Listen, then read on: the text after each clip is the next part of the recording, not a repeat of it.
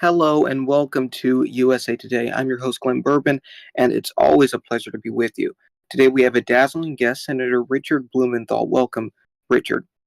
Why did you drop out of the race? I just want to ask you that question right off the bat. Why did you drop out?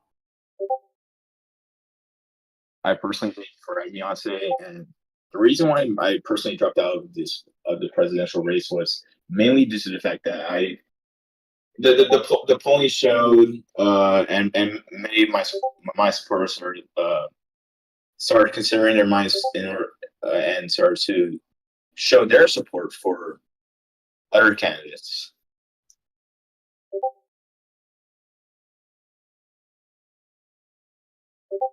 All right, so you dropped out because not many people were supporting you. And look, I completely understand that, but did you think about staying in the race before you had dropped out? Was that I ever a did thought for you? okay. I did decide that maybe I should stay, but then later on I was figuring out hmm, what is the right decision for me personally. Should I keep on running for president of the United States or should I drop out? And in my heart and in my soul, I believe that it was the right decision for me. All right. Oh, wait, So wait. who are you supporting for the current race then?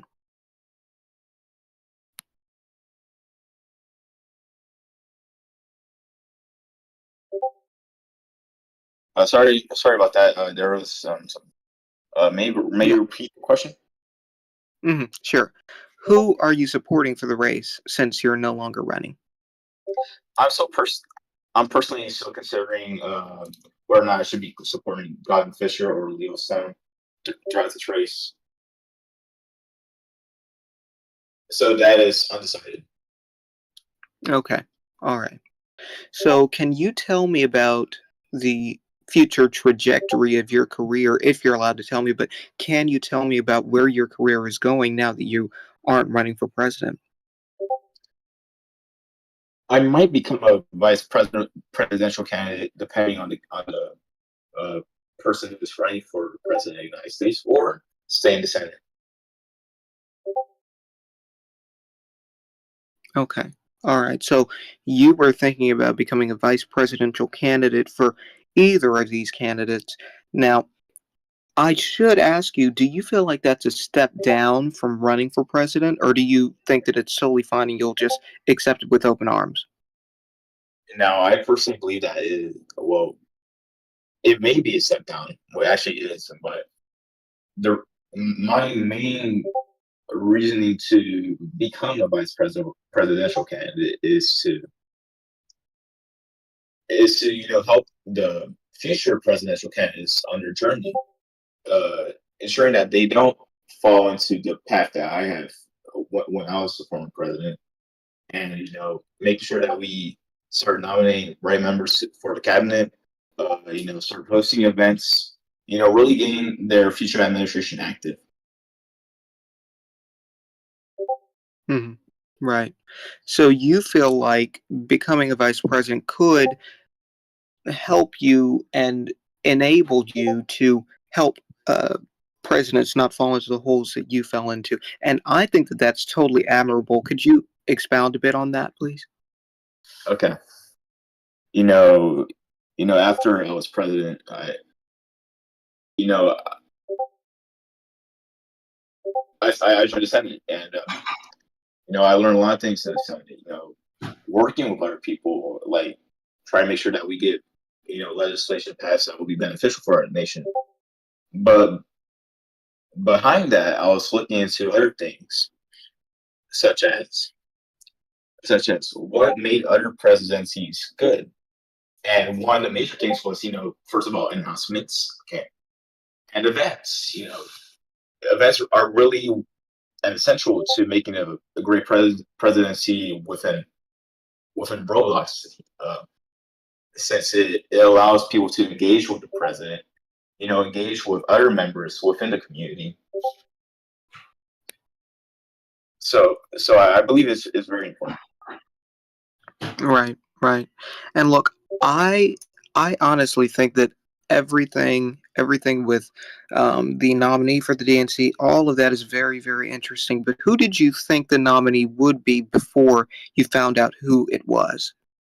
I personally would have thought it would have been Cash Moore to be the nominee, but Hmm. I was very shocked by the fact that former presidential candidate, well, who is now a presidential candidate, Gavin Fisher, who recently was running for president for as a Republican. Hmm. And it Yeah. really shocked me that the DNC did decide to nominate him for the presidency. Right. So, let's talk a bit more about Gavin. What do you think of Gavin getting the nomination? Do you think it's fair? Do you think that he's a bit naive for the position? I personally think that he is the right candidate because he has experience running a quite successful presidential campaign before. But what do you think about it? Many people they can run the greatest campaign they will ever run, but you can also fail your presidency. So I'm very mixed on Gavin Fisher as I have not seen much experience from him, but I also don't think negatively of him. So I'm Mm. still mixed. Right. So, do you do you think that him getting the nomination was unfair to the other candidates, or do you think that it was fair? Because honestly, I think that he campaigned strongly in private with members of the DNC, which I think was incredibly smart. But I also think that he should have probably performed a bit more in public too. So, what do you think about that? Transparency is really one of the key things to being president, and especially running for president. People need to know: are you going to join a race, or are you not going to join a race? And, and with that comes transparency. So that's really one of the key essentials for Hmm. campaigning. Right. So, do you do you think that Gavin will face off against Leo in a better way, or do you think he will be better than Leo? And how do you think he will do on campaigning? You know, Gavin Fisher, he's a strong campaigner, so I wouldn't be surprised if he were to lead uh, in endorsements and in the polling, along with voting for president, because he's a great campaigner. He is a great campaigner. So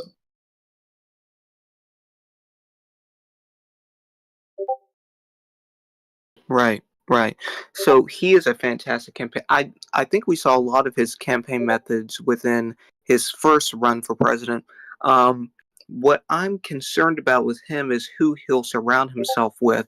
I know he's an experienced person. He's been Secretary of State. He's been within the Washington Square. But one thing that I'm concerned about is who he will pick for his cabinet and possibly even his vice president. Who do you think he's leaning towards picking for that? I have no comment. All right. So you don't think that he's going to pick maybe you? Let's see. Let's see in the future. Let's see in the future. The future only brings us what we don't know. Right. Right. All right. So I'm guessing it's the same thing with with Leo. But let me ask you a few more questions about Leo. We touched on Gavin. Let's talk about Leo. Leo has been campaigning very, very well. From my interview with him, he was extremely unserious, laughing. But that seems to have changed since the debate that you guys have had. How do you think Leo is Yeah, doing within his pursuit to be president? yeah. I personally agree. It could take such as little as a debate for people to start changing their minds. Right. Right. So Leo, he's been saying that Gavin begged to be his vice presidential nominee. I haven't heard anything like that from Gavin, and I'm quite close to him. What do you think that's all about? Do you think that Leo is just doing his usual, shtick where he throws dirt and all of that and all the political stuff, or do you think that it's actually true? It is true. Personally believe that it is true. And now now I personally do not know the reasoning behind why he wants to be a vice presidential candidate. but I do believe that is true. All right. Okay, so you think it's true. All right. Well, would you consider for a second coming back to the presidential race? Considering what people think about me, but right now I have no desire to run again. All right. Okay. So do you think that Gavin will continue with his like 20-point plan that he put out in his first run for president with this run for president? And what do you think of that plan? May you please give me more details on his 20-point plan? All right. Right.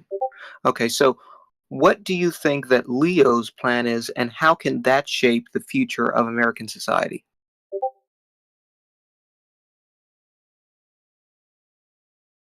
Uh, well, about Leo, his campaign strategy is he will say he will do things, but what he's really struggling on is like explaining how will he do it. That's really one of the main things. That's really one of my main concerns with both of the presidential candidates. Is that sure you may have good policy, but how will you execute it? That's really one of the major things that Americans are questioning. How will they do it? Yeah.